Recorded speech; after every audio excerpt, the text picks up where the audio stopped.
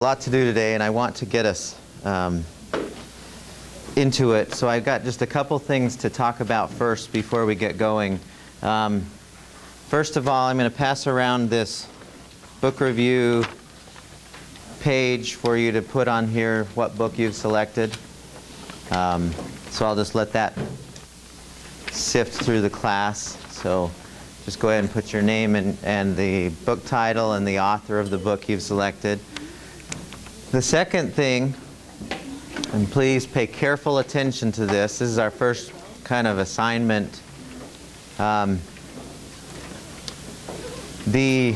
you go online into the class website now, you will see a folder that says either,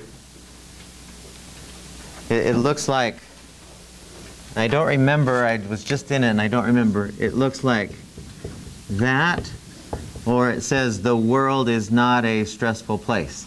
But I think I have it in that. So these are the assignments, your assignments associated with the book will happen in there. So that folder is there, and then the first assignment covers about the first 2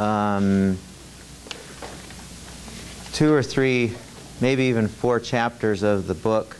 It's open-ended questions, so you just go in there and you click the questions, and what I would do is I would go into the, I would copy the questions, go into my Word program and paste it in there, the questions, and then answer each of the questions based on the reading. Okay? Be thorough, be succinct. Does that make sense? You can, I don't want you to spend pages on answers that you could, but I also don't want you to put like 1 or 2 sentences to answer the questions also. Use the book as your reference for the answers. Don't just come from your own thoughts. I'd want you to explore what's in the book in order to arrive at the answers to the questions. I think there are 12 questions. The due date for this I'd like to be a week from today. Okay? First assignment. Mm-hmm. Okay. The first twin assignment. The world is not a stressful place assignment. So that should give you sufficient time to dive into that. Okay, are there any questions about that assignment? It's all right there in the WSU Online, in the, what do you call it? The, what? Blackboard, whatever we call it, WebCT, whatever we name that thing now. Okay, so that's the, so fill out the page with the books. With your book, finish that by next Monday. Third thing is on Wednesday and Friday of this week we will be doing yoga. Okay? What that means is we need to dress for success. So, and I've mentioned this before, when we do the yoga we do not want to wear a dress and we don't want to wear jeans. Just wear athletic attire, something that you can easily move around in. Yoga involves being on the floor and putting yourself in positions that aren't sitting. And so I'm going to show you a few things that about yoga that I think are really cool and why I think it's one of those best things. And we'll spend 2 days doing it because I want you to get pretty comfortable with a few poses that I think you should consider including in your daily routines. Okay, so above all, make a mental note to yourself. I don't want you to come on Wednesday going, oh, I forgot. Gosh. It will be painful for you. It won't feel good to do yoga in less than athletic attire. Okay, so any questions? So answer the answer the book you've selected, start the first assignment that's online. We'll get into yoga on Wednesday, and I'll be handing a page that you'll fill out that will give you you'll be doing some assessing of yourself on the yoga part. Okay. Any questions about anything else before we get into today's stuff?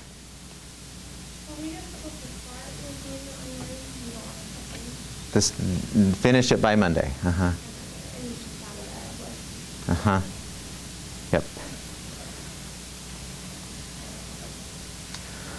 Okay, so what I would like to do today then, one of the other best things we can possibly do for ourselves, in all of my studying and trying this or that thing over the 25 years I've been studying this stuff, I have to say with absolute confidence that meditation is one of those absolutely best things. It's like a power tool. It works in unbelievably powerful ways to restore the body to balance and bring the body back into a healing mode of most problems. And I could spend hours just telling you about experiences that students have had who have learned how to meditate the way I'm going to teach you, my own experience.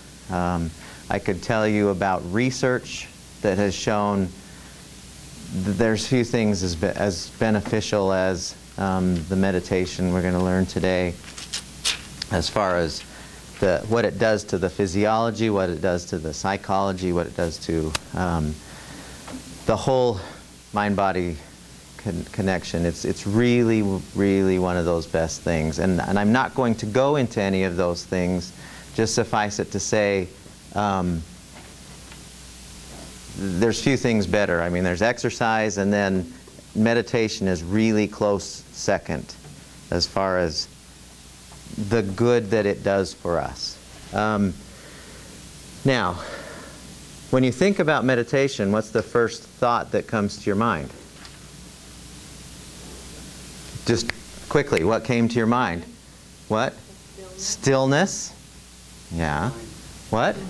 Peace of mind, kind of a consequence. What else? I think of those Hindu people, you know. The Hindu people? Yeah, their legs crossed. Sitting in the lotus position, Yeah. and why do they have their fingers like this? I have no idea. Neither do I. What were you going to say? Like the flow of energy. Does it? I don't know. I heard that this just flows back into it. I don't know. So it doesn't flow out your fingers? Yeah, it circles back in. That might be. I've tried it with every finger dozens of times, and I haven't felt anything different when I put it with whichever finger. I've done 2 fingers, I've done this way, I've done it this way, and I don't notice any real difference at all in energy flow. And my legs are too fat. I can't sit in the lotus position anyway, so it doesn't. That's yoga.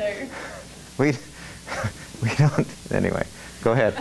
Some of you are wrong, if I recall, about it, when you're doing each finger, if you're reminding yourself, this is kind of an anchoring, this is peace, this is happiness, this is tranquility. Okay. Maybe so. If I recall it, I remember reading it. That might be. It's an anchoring. There are dozens, probably hundreds of different ways to meditate. And I don't want to go into, well, which ones are better. I mean, in the stress management class, essentially all of those relaxation exercises that we do could be considered meditation. But I don't consider them meditation because I think meditation is something quite unique. Just a tiny bit of history, when I was first learning about meditation, I worked in a library, and I was reading, I came upon a stack of books that talked about meditation. And, but none of them ever taught how to meditate. They were always, well, here's the science on meditation, why it's so good for you, and here's what happens with brain waves, and here's what happens with with metabolism and you know, all these great things that were just fantastic sounding, but they never said how to do it. And finally I happened to see in the newspaper where I was living, there was a guy who was teaching, he was going to come talk about TM, which, if you're familiar with the long version of that, is Transcendental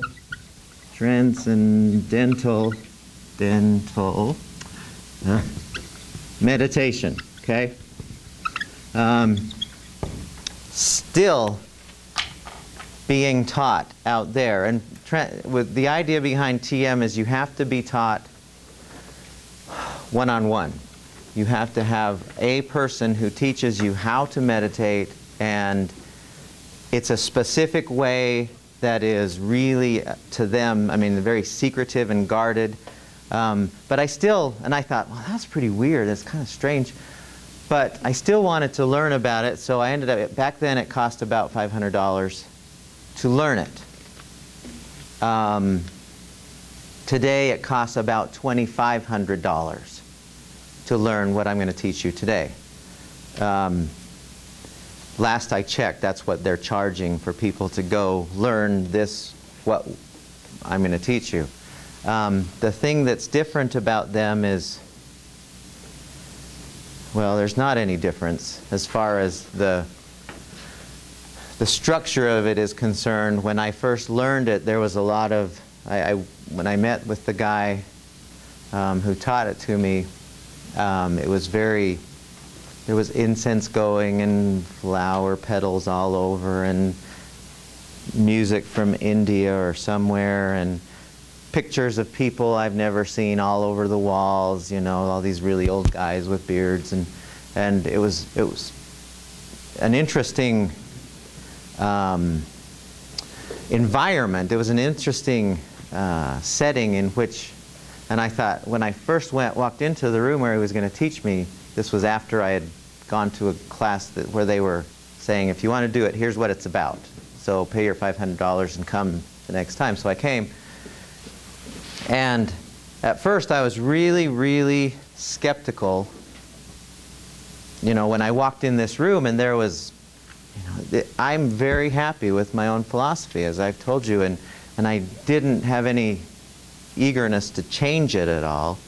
And this felt like I was getting, you know, brainwashed, or some cult is how the feeling I had when I went in. But I had already paid the $500, so I said, okay, I'll try it. I'll try anything once.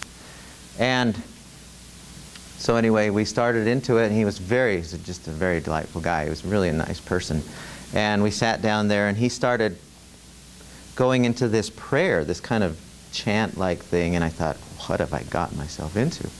And he kept going and going, and after a while, and I didn't understand a single word of it. It was Sanskrit or something. I didn't understand any of what he was saying out loud. And then he started going to, he started repeating a word. And then he just repeated it, and he just said, now you repeat it with me. And so I started repeating it, and then he said, now take that, you know, just repeat it to yourself, not out loud anymore. Repeat it to yourself. And so I said, okay, whatever. Started repeating it, and then he stopped, and he said, continue to repeat it to yourself without vocalizing it. Just let the word happen, kind of sub-vocally. And I said, whatever. I didn't know what the word was. It sounded, the word that he said was this was my mantra. He said, it sounded something like serene, but it wasn't. It was like S-H-I-R-R-I-N-G, which I don't know what that word means even. He told me later that was a secret word. And you're never supposed to tell anyone, or else it'll lose its effect or something. Come on. It's kind of a scam. But I did it nonetheless, and after it was over, I absolutely could not believe the difference, how I felt. I mean, all those things that you guys said about feeling at peace, and what did you say that? Stillness. Oh my goodness. I'd never felt stillness like that, ever. And I'd been doing various relaxation. Nothing was like this.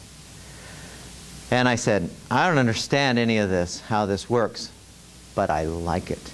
And it wasn't like, you know, drugs or something where there was some after effects or I was addicted to it. It was like, you know, when you exercise and you have that cool feeling after. Well, this was a different feeling altogether of just kind of a mental cleansing, if I can describe it that way. It was just really amazing. I thought, I don't understand this at all, but I'm going to do this forever because I liked it so much, the effect that it had.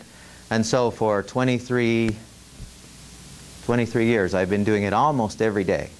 And I still do it today, how we'll do it in here, the exact same way that I did it that first day.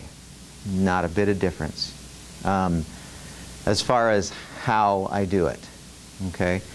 So the interesting thing about this is when there were some researchers at Harvard Mind Body Clinic and UCLA who said, I wonder if we can do the same thing, if we can create the same environment without all the mysticism, without all the, you know, with all the, can we just do the process and have the same effects? And sure enough, we can. And I've been doing the same thing, teaching it for 15 years, and still the same effects as the whole, what the TM people are doing.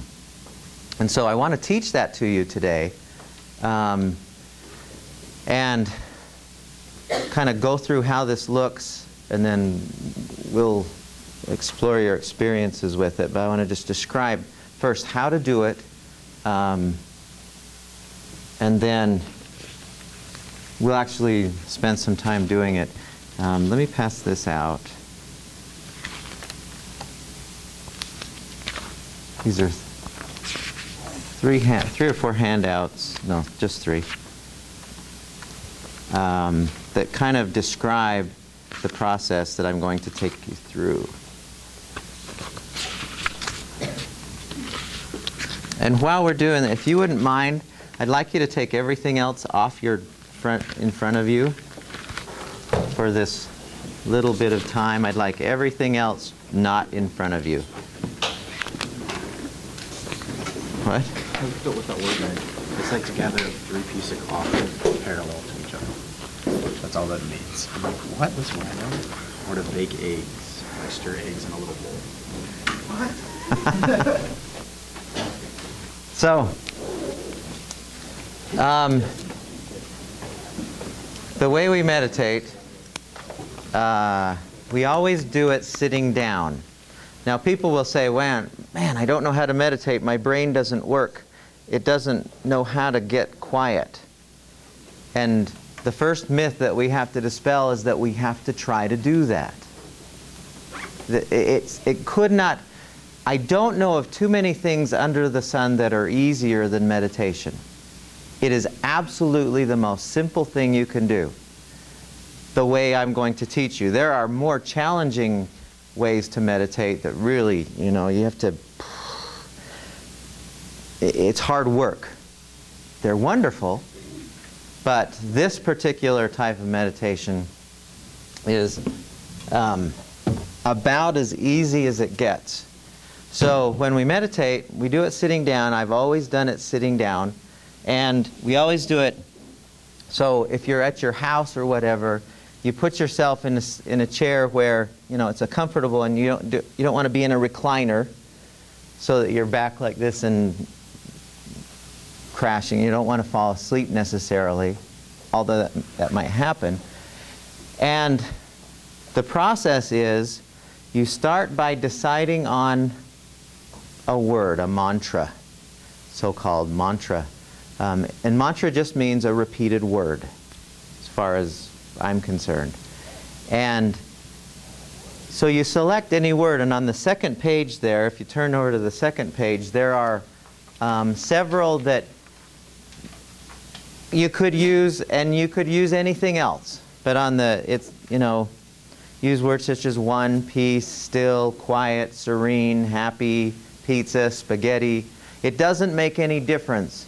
And in my studying or having students do this over the years, my own experience, you can use any any sound. Any kind of word that has one or more syllables. Doesn't make any difference. Okay? So you decide on a word, and if you decide halfway through you don't like that word for today, you choose another word. No big deal. Don't get attached to the word. Don't get attached to the mantra. The thing that you're trying to do with meditation is allow your mind to settle on one single thing. In this case, it is a mantra. And so, let's say that the mantra I've selected for today is still. Okay, that's the word that I've decided is okay. And you don't get all serious about, okay, I'm going to make myself still. You don't add any emotional effort to this, hoping that things work out great. As a matter of fact, the less you try, the better off you'll be. I know that's contrary to everything we always do, but many things we'll find out in this class, trying hard makes it worse. So, really, so you sit in your chair, and you kind of, okay, if I were doing this at home, or how we'll do this in here, you kind of sit there for about, close your eyes, and you don't try and make anything happen. And you can do this stuff with your fingers. I don't think it makes any difference. At least I haven't noticed. My hands just kind of end up right there in my lap. And then you close your eyes, and after about 30 seconds of just kind of bringing your mind here instead of everywhere else, you just start repeating the word. Okay? So it would sound like this. And I'll do it out loud, but I would be doing it sub-vocally. I wouldn't be saying it out loud. But it kind of looks like this, and this is it. You just go, still, still, still, still, still, still, still, and that's it. You don't do it in rhythm with your breathing. You don't try and visualize the word still, or try to, picture yourself by a still lake. That's other stuff, and there's nothing wrong with that. But with meditation, you have one single intention. Period. You have one single intention, and that is to return to the word when it occurs to you. There is nothing else to do. Now, I can hear your minds going, geez, that's too easy. It can't be that easy. It is that easy. And that's all I do. Well, I'll tell you about a few other things that I add to it later on, but that's the essence of meditation, is just that. Now, really quickly, I'm going to mention 4 things that will happen when you meditate, all of which are entirely okay. Okay? One of the things that you'll do is you'll be meditating, you'll be saying still, still, still, and you'll just zonk. You'll fall asleep. Don't try and make that happen, but if you notice that that's what you seem to be wanting to do, let it happen. You're putting yourself, what happens in meditation is you're putting yourself in an ideal condition for healing to happen. And if it's sleep that your body requires at that time, then let that happen. The second thing that can happen, and probably the most prevalent thing that happens when you're doing it, is you're sitting there and you're going still, still, still, still, and then, man, I can't believe that game last night. That was the most remarkable ending to a basketball game I've ever seen, and then I got to go shopping later on. If I don't get some food, we won't have any. I especially need to get milk, and what else do I, oh yeah, I need to get this. And man, those neighbors of mine, I hope they're happy now that we took care of that thing. And your mind will just go back and forth all over the place, okay? It will just, And here's what you don't do. And please pay close attention to this. What you don't do when that happens is you go, crap, I'm a rotten meditator. I can't do this meditation stuff. Okay? It's like, you can't help it. Your mind is going to go all over the place, and you have no intention of trying to control it. Your single intention is to return to the word when it occurs to you. So your mind's going all over the place. Oh yeah, still, still, still. And then it'll go away again, and you'll find how busy and how mucky your thoughts are when you start meditating, because you'll realize, man, my thoughts are everywhere on all kinds of weird stuff. And how do these other thoughts come in? And you'll tune into that a little bit, but your single intention is not to tune into them. It is to return back to the word when it occurs to you. Oh yeah, still, still, still. The third thing that will happen is you'll go through most of the time that you're meditating and you'll stay on the word. Okay? That doesn't necessarily mean that you've done a better job at meditating. That doesn't mean you are more successful at it. That just means that's how meditation went for you that time. There's no golden halos for staying on the word the whole time. You don't win any prizes for, being able to stick on it. There's been very few times in 20-some years of meditating that I've stayed on the word the whole time. You don't have to. All you have to do is intend to return to it when it occurs to you. That's the only conscious effort you make during meditation. Now, I mentioned these three things in the stress management class. There's a fourth thing that can happen, which I think is really cool. I want to mention just very briefly when you meditate. Something that happens, and it's happened to me I don't know how many times, our thoughts are kind of like this. We have our conscious, we'll play with these a lot, and our conscious mind kind of looks like this for thoughts. Especially if we think we're really good at multitasking in our minds. So here's one task, here's another task, and all this stuff's going on. And here's our subconscious, and our intuition, okay? More wise parts of us. And we've all hooked into these from time to time. We've had ideas that burst into our consciousness. And we go, man, where did that come? That's a great idea. I never thought of that, right? Well, when you meditate, one thing that happens, and you can't create this, you can't force this, but you'll have little gaps in your thoughts, and bursts of ideas will pop through from your intuition, from your subconscious, and you'll go, oh, man, that's exactly what I was needing the answer to, but you don't consciously try to make this happen. You can kind of, like I remember one time I had no idea. I was going to teach a class. I had no idea what I was going to do. But I didn't go in with the intention of finding an answer. I just had the question. What should I do? I had no idea.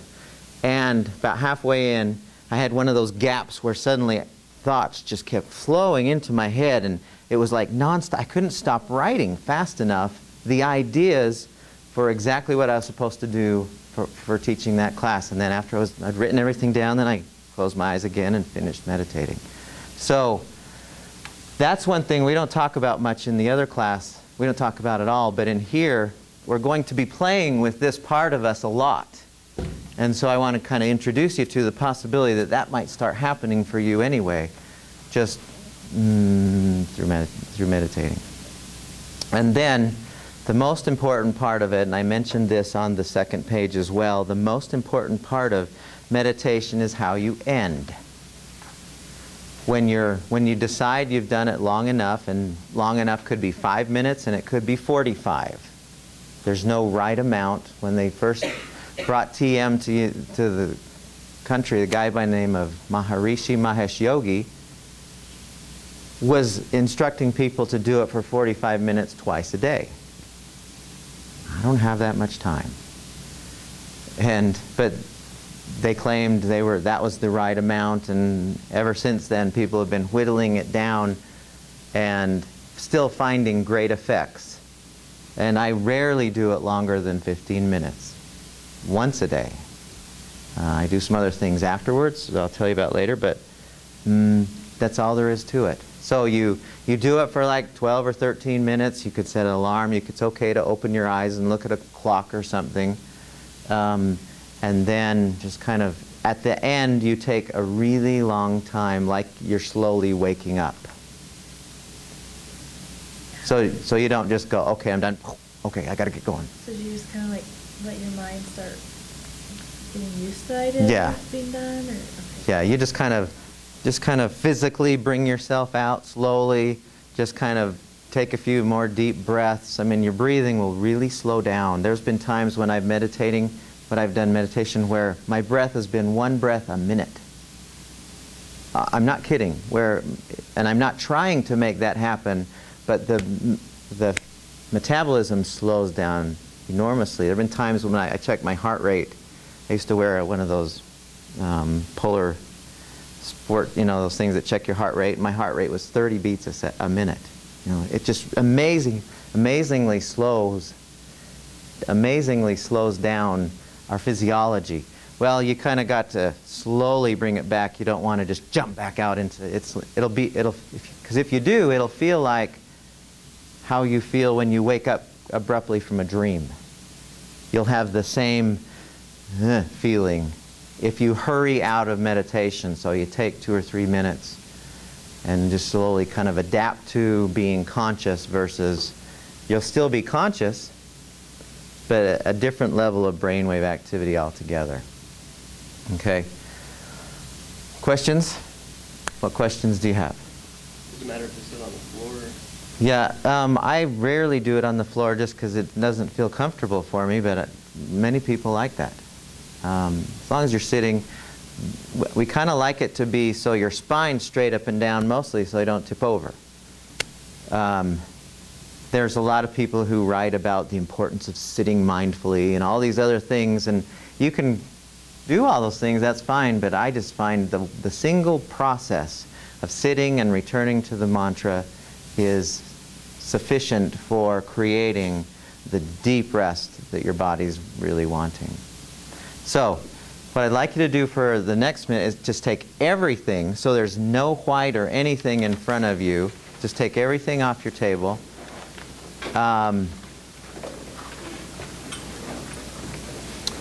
And if you wouldn't mind, would you mind shutting that door, please?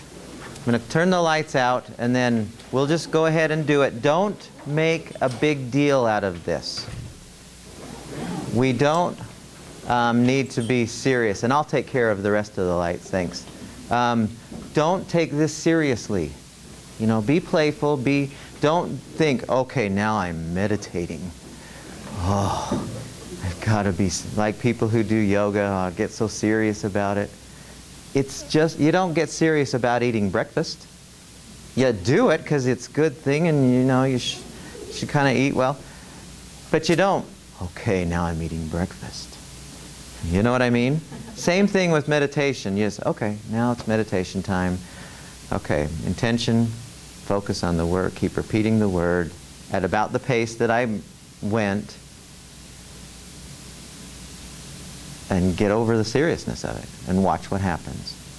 Now, I'd like you to mostly sit so your back's straight up and down. I don't want you to come down on the table like that, because that kind of, your body thinks you're going to sleep now instead of meditate. And so we'll do it for a few minutes, and then I'll say, at some point, I'll say, take a couple minutes to slowly return to normal consciousness, and then do that. Just take your time, and then we'll talk briefly after. Are we all good? Any questions? Okay, so just go ahead and close your eyes.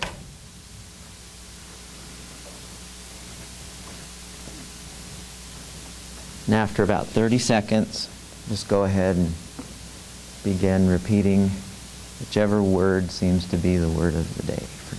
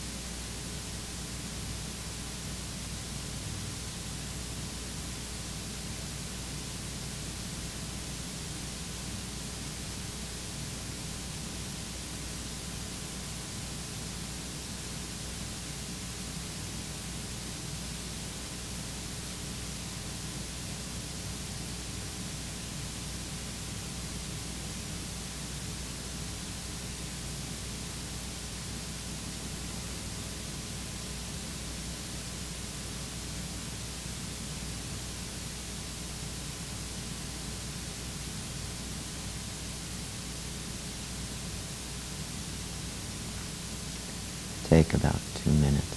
Slowly return.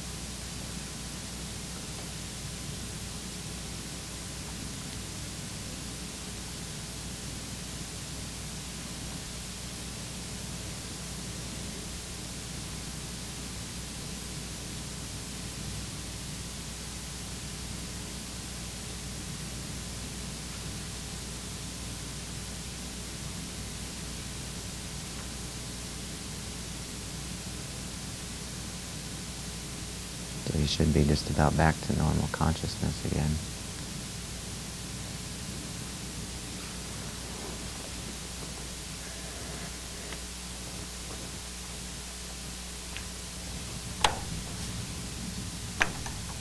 Okay, so let me just make a couple quick comments about it. One thing that I forgot to mention, when you're doing meditation, and I don't know if any of you noticed, did you become aware of anything you weren't aware of before? You said yes, like what?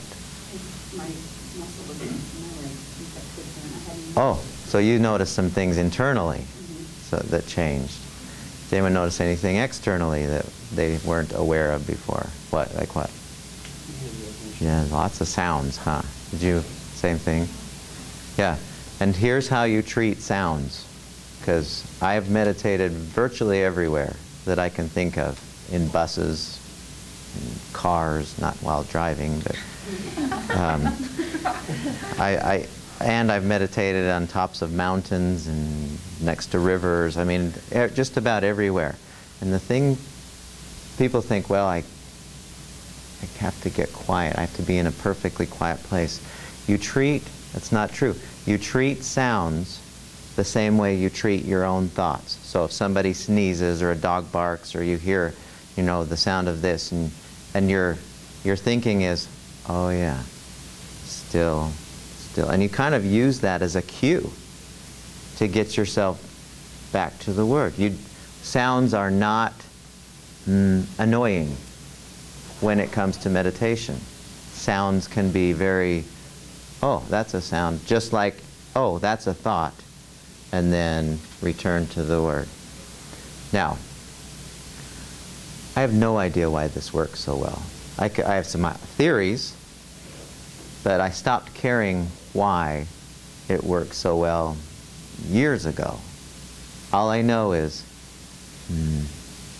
no, about this is, it absolutely works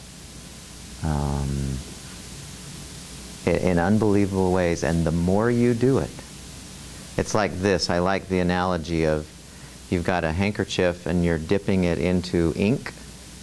You don't get better at meditation, but what you do find is the more you meditate, like if you keep dipping the ink or the handkerchief into the ink, it tends to bleed up the handkerchief a little more. That's how meditation is. The more you meditate, the more its effects will bleed up into the rest of your day. And finally, what happens during meditation is really not nearly as important as how you feel afterwards. You might have a meditation where you go, man, I didn't know, I could think about with stuff. If you had the single intention of returning to the Word, and that's all you did, and your mind was everywhere and it felt like nothing was good about it, you'll be surprised still how good you feel afterward. And that's the test of good meditation, is how you feel for the rest of the day. We don't meditate to meditate. We meditate so that everything else we want to do works better. Bobby? Well, I felt like that my mind was everywhere, and I was like, oh, it was a waste Mm. of time. But then I still feel good. It's not a waste. But we immediately go there, especially if we've not meditated very much or ever, and we think, oh, it's got to be a certain way. Well, the way it's got to be is however it is for you on that time. Does anyone feel worse than they did before? Does anyone feel like, wow, that's different? Is anyone in that kind of direction?